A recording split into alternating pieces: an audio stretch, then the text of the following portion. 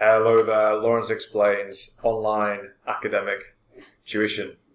So I'm just re-recording a video here. I tried to do a live, which failed miserably. I'm not sure what happened. I did a whole 20-minute segment and then it just only came out with like a 7-second recording. So I'm just going back to recording a full video here, and I'm going to talk about the GCSE and A-level results all going on, kicking off this week. So first of all, let's just discuss A-level results. So I thought, let's go over to Sky News here, a relatively decent news source for a story like this anyway. Let's just do a little bit of analysis on the results themselves. Okay, so a really weird year, obviously, for students. Exams haven't been sat in the normal way. People have been doing these assessments, these week-to-week, month-to-month assessments. I know because I've been supervising students through this whole process, and it's been very different. And one of the results of this is that people have scored higher grades. Now, people, there's a discussion of grade inflation and so on. Inflation obviously being when something becomes more abundant, easier to get, it's less valuable. And I don't agree that this is a case of grade inflation here. Let's just think about it logically. In a normal sitting, you go into an exam and you can have a good day, a great day, an average day, or you can have the worst day of the year on your exam.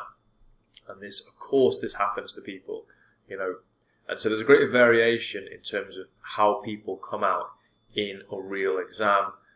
And there's all these random factors that come into play. Sometimes you just get some really sort of quirky questions you've not thought about too much before. And in some cases, that will bring brilliance out of a student. In other cases, it might throw them off a little bit. So there's always that random factor when it comes to exams. Whereas in this case, it's been much more of a kind of continuous assessment.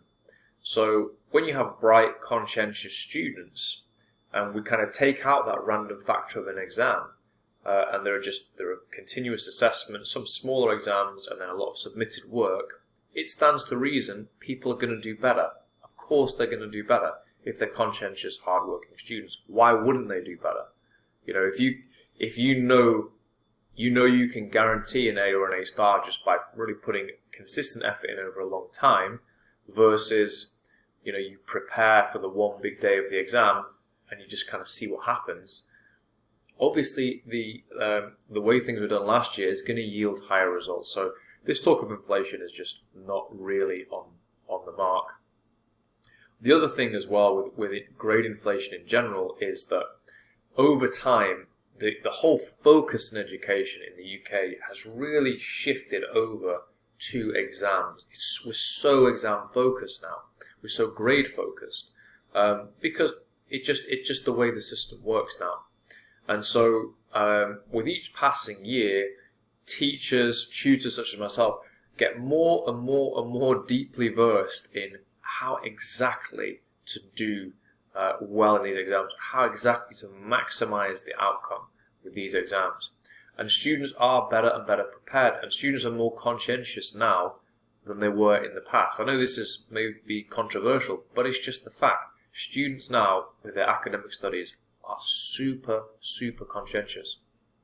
And maybe they just feel they kind of have to be just because things have got more and more competitive. There's more and more people competing for these university courses. So when you have a very competitive field, everyone's working really hard, and the people delivering the courses, the teachers, are getting better and better and better at kind of really knowing how to get the grades. Obviously, over time, there's going to be a slight creep and increase in grades. Does not mean people are more intelligent now than they were, 20 years ago, 50 years ago.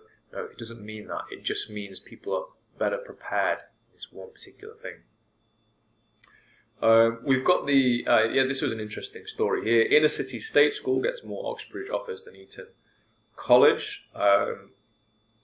Where is that on this? Okay, I'm not going to go and search for it, but that's a good story. it kind of contrasts with the overall pattern, which was private schools doing a little bit better, quite a bit better than state schools, which I'm going to discuss in a moment. But, this is a great indicator of the way that the state system on the whole has, progressed and has gone. 20 years ago, I don't think you're seeing that. I don't think you're seeing an inner city state school anywhere getting more Oxbridge offers than Eton. I just don't see that happening. Whereas, now the last 20 years, there's really been a huge investment in the state sector, and facilities have vastly improved. Teaching, is continuing to recruit good teachers, although they have a huge problem with retention in the state sector. It's a whole other discussion. But basically, the system, as creaky and huge and overburdened as it is, has actually, created a lot of progress. So that's really good news for people, in the state sector. Now, it's much more on an even keel with the private sector. Just to come on to the private sector, because we've got a statistic here. Private schools see rise in students getting top A levels. Over 70% of A level entries from private schools in England were awarded an A grade or higher this year, figures show.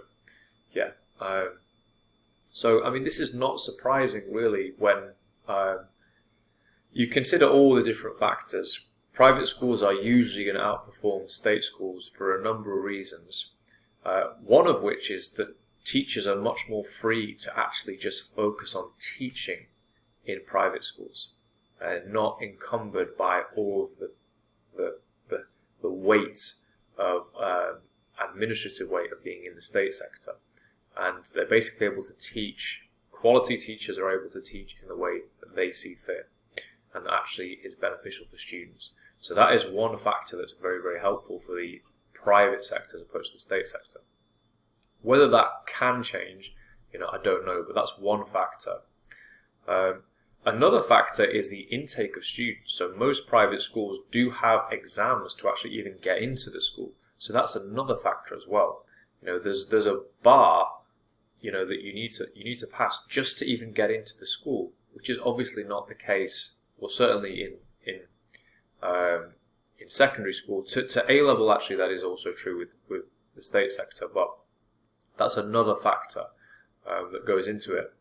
And then also you just have the fact that, if parents are investing those, sums of money into their children's education, obviously they're going to be really focused on making sure that, every possible, thing they can do and support they can give, and also, accountability they can give to their students, i.e., discipline, strictness, actually not so much strictness, but just following through, is gonna be there. So that's another factor as well, is parents themselves want to basically make the most of their own investment. So they're going to really kind of push, or they're going to be very proactive in the process. That may contrast with other approaches. It's not for me to say what is a better approach to it from parents, really. But that's another factor as well. They've invested the money and they really want to make sure they get an outcome, and that is going to be kind of passed on to the students in some way. And then finally as well, private schools have to get good results. They have to get better results than state schools. Otherwise, what are they doing? Why would anyone go to a private school if you could just get the same results in a state school? So they have to get these results. So there is a competitive pressure there as well, and that's something that people respond to. The institution responds to. The teachers respond to. I'm not sure the students so much, but there is that pressure there. They have to get these good results, and consequently they do. Now this year, it's even more interesting this year because we've got a different type of assessment. I can't really break all of that down now, but there would even be more to discuss that. But yeah, basically it's not that surprising, a statistic. But on the whole, I would say, if you're from the state sector, I would say the state sector, by and large, has massively progressed over the last 20 years, and the differential now between private school and state school is not even close to what it was 20 years ago. Not even close. Now the differential is very small, which, as an aside, is one reason why a lot of students I get in my own private tuition practice, a lot of them come from the state sector. And that money that's not spent on private education, parents can just basically, if they've got the means, they can invest that in private tuition. And I probably would argue the most cost-effective way to do well, we're just talking about cost effectiveness, would be to get into a very, very good state school and then get some extra private tuition if you need it as well. That is so cost effective.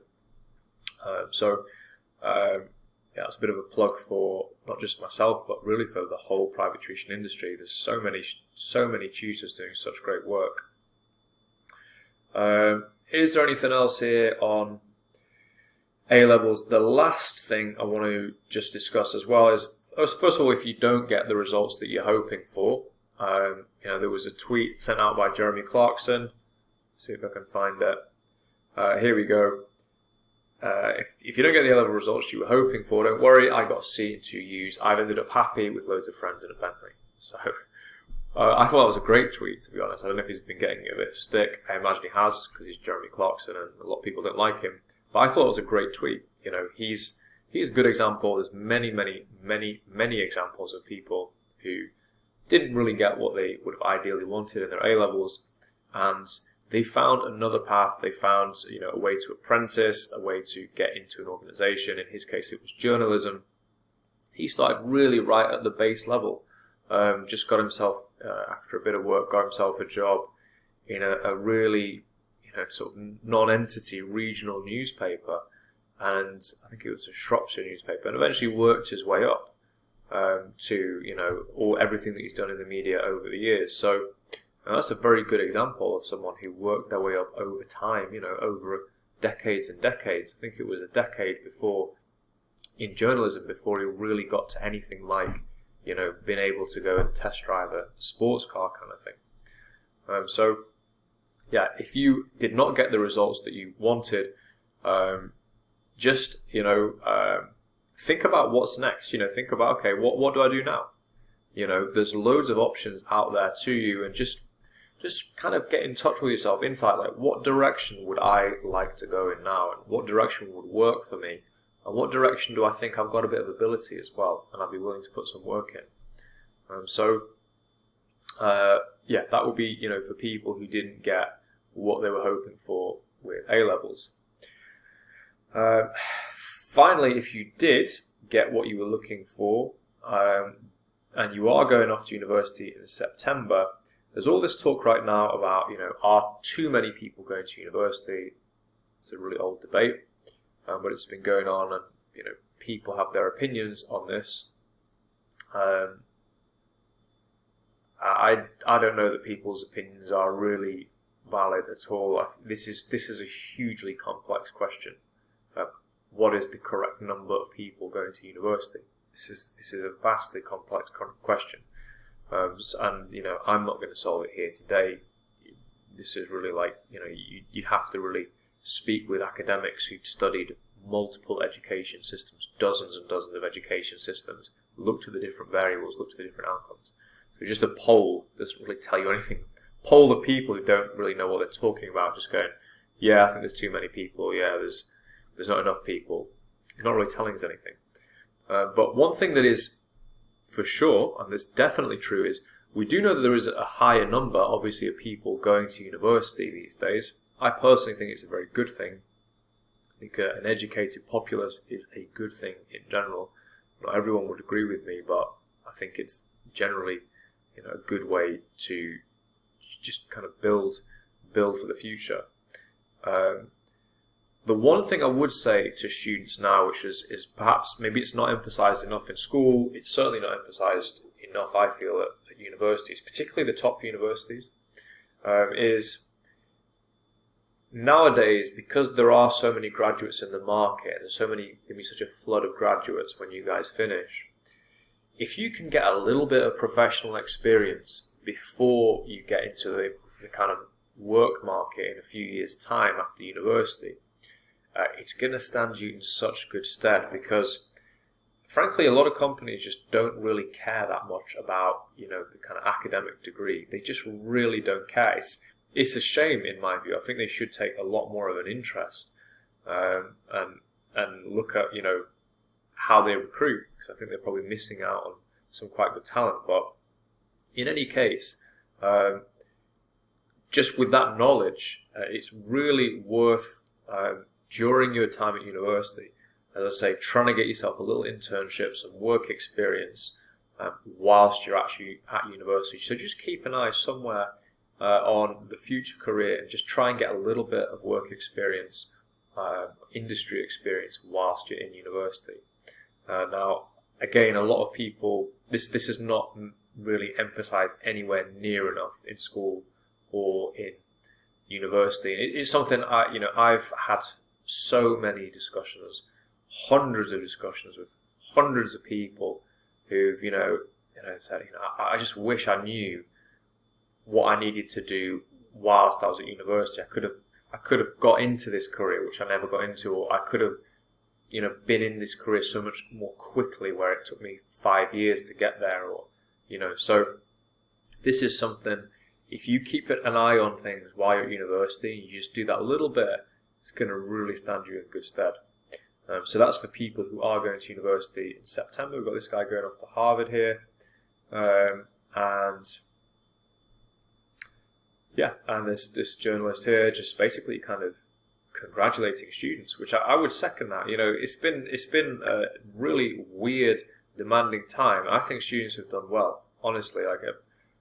All the A-level students I work with have been super, super conscientious. So good for everyone, and good for the teaching staff and everyone who's helped to get these students prepared.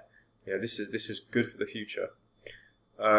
So that's A-levels.